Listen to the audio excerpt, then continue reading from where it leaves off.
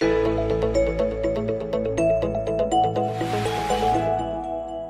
Vayechi, of course, marks the end of the first of the Chamisha Chumshei Torah, the conclusion of Sefer Bereshis, and fitting for the concluding Parsha, of course, the highlight of the Parsha is the conclusion of Yaakov Avinu's life, and his dramatic deathbed gathering of all of his children. As he blesses them, he gives them blessings for them to take with to the next generation, as Yaakov says his final goodbyes to not only his children, but to all of us forever and ever, as the Vayechi ends and Yaakov Avinu's life comes to an end.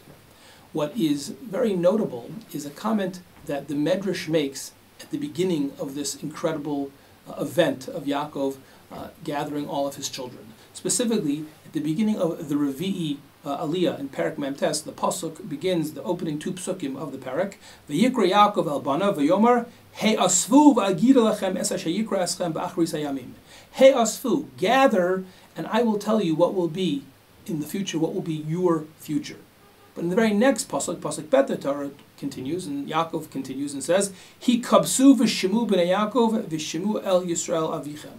Gather and listen, children of Yaakov, listen to Yisrael, your father. And Chazal and the Medrash note the obvious redundancy that appears in these two psukim. The pasuk begins, the parak begins, Hey asfu, you should gather to me. And then the very next pasuk says, Hi kaptsu, which seemingly means the exact same thing. Hey asfu, Hi kaptsu. It seems to be redundant and unnecessary. He has already invited them to come to his bedside. He's already gathered them. What's the need for the repetition? What's the difference between Hi kaptsu and Hey asfu? So the Medrash gives a number of answers to this question.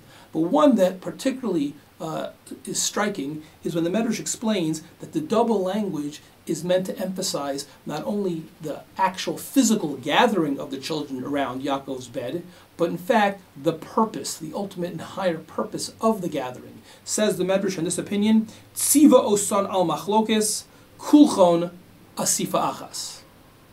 Yaakov, according to this understanding of Chazal, wasn't just gathering them for a pragmatic purpose to be around his bed in the final minutes of his life, but specifically was gathering them in a symbolic way to convey the message that they need to improve and focus on their unity, their achdus. Tziva osan al hamachlokes.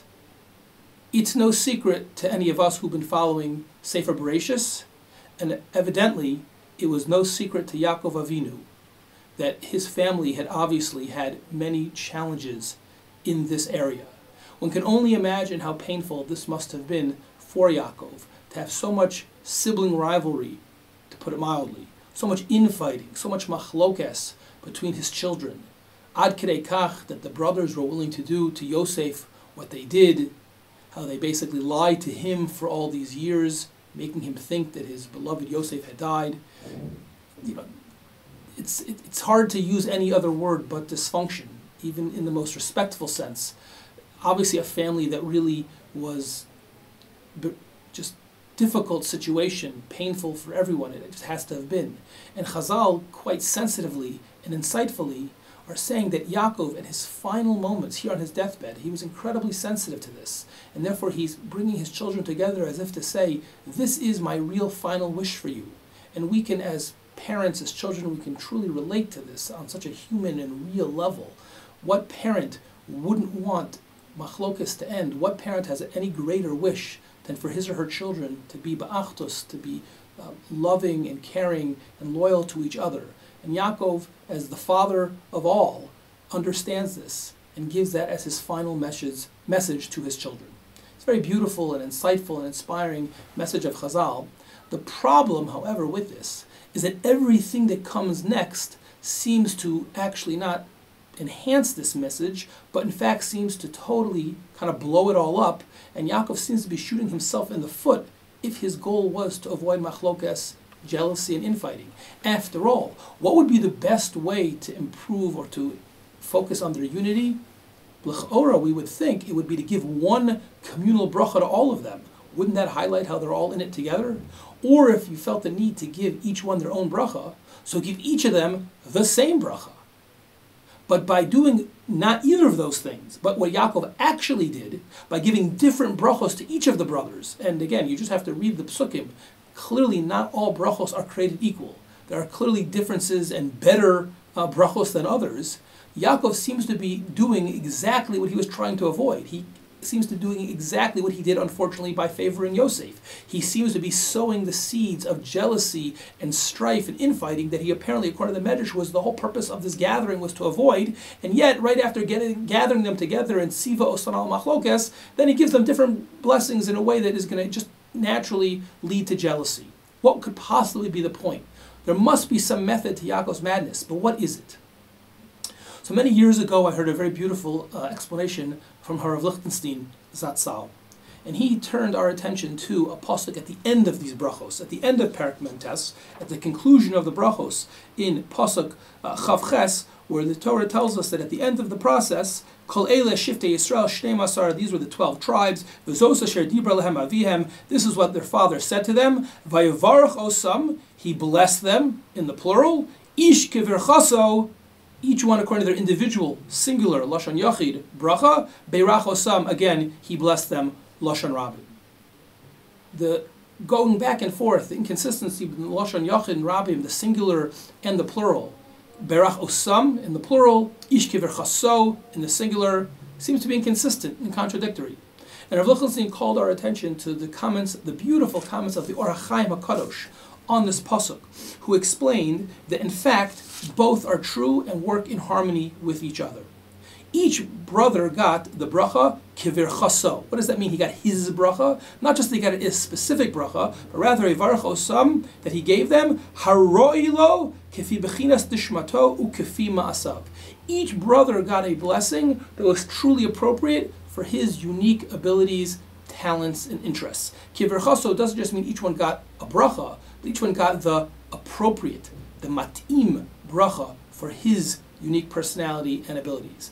And says the Or HaChaim, with Rav Lichtenstein developing the idea, that is the greatest bracha you can give any child. To truly understand, to have parents who truly understand what makes that child tick, what makes that child unique, even from his brothers or sisters, to make that child unique and to bless them to develop those unique skills, that is kiver chaso. That is the truest and the greatest blessing that anyone, and certainly any father, can give his children. And therefore each of the brothers needed individualized and unique and different brachos, because to give someone a bracha for a skill or for an area of life which they don't really possess or aren't really interested in or good at is not a bracha at all, but basically guaranteeing a life of frustration.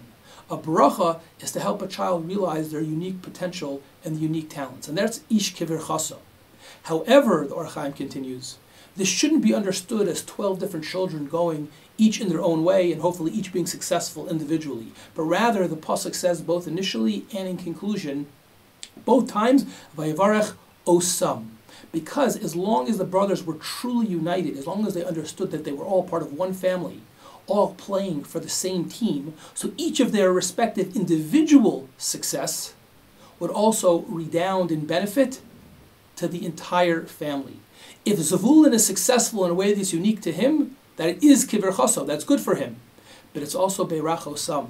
It'll also bring blessing to the entire family. And the same is true for Yisachar or for Yehuda or for Ruvain or any of the children.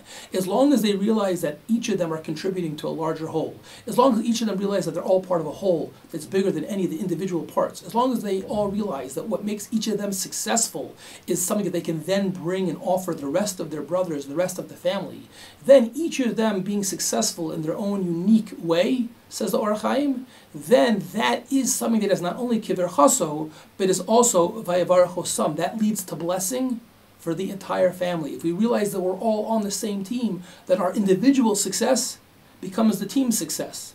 Our individual accomplishments become the family accomplishment. And the blessings that each of us individually receive will eventually benefit and ripple to the entire family. This very beautiful and insightful explanation of the Or HaChaim at the end of the blessings, Rav Lichtenstein suggested, this was the method to Yaakov's madness from the beginning. He asvu v'hi kabtzu. He didn't just gather them, but he also siva osan al machlokas. He wanted them to be unique. He wanted them to each have their own blessings, but to do so in a way that avoided machlokas. What Yaakov was doing was teaching his children, and perhaps just as importantly, teaching Jewish people for all centuries, this elusive lesson, which we're still trying to learn, unfortunately. We have not fully gotten it. And that is to have unity does not require unanimity. We don't all have to be the same to have achdus. Achdus means understanding that we're all on the same team. We all ultimately have the same goal, we all share the same purpose. We don't have to do the exact same thing as the person next to us, or the neighbor down the block, or the person in the other community. Each person, each family, each community has their own unique way of contributing and their own unique way of serving Hashem within the broader spectrum of halacha and Jewish tradition and Jewish values. But as long as we're within that spectrum, that each person can serve Hashem in their way, kiver chaso, and that will eventually lead to the growth of everyone. Berach osam, the whole community benefits. True achdus does not require 12 shvatim doing that same thing. Each shevet can have their own bracha, each shevet can do their own thing, but they understand that they're part of a larger family. If we realize that, a lesson that it was hard for Yaakov's children to learn, and it has been even harder for Yaakov's grandchildren to learn over the centuries. But if we can really take that to heart, then we can learn the lesson of Yaakov and truly be worthy heirs to the brachos, which concluded Yaakov's life and Sefer Bereshis.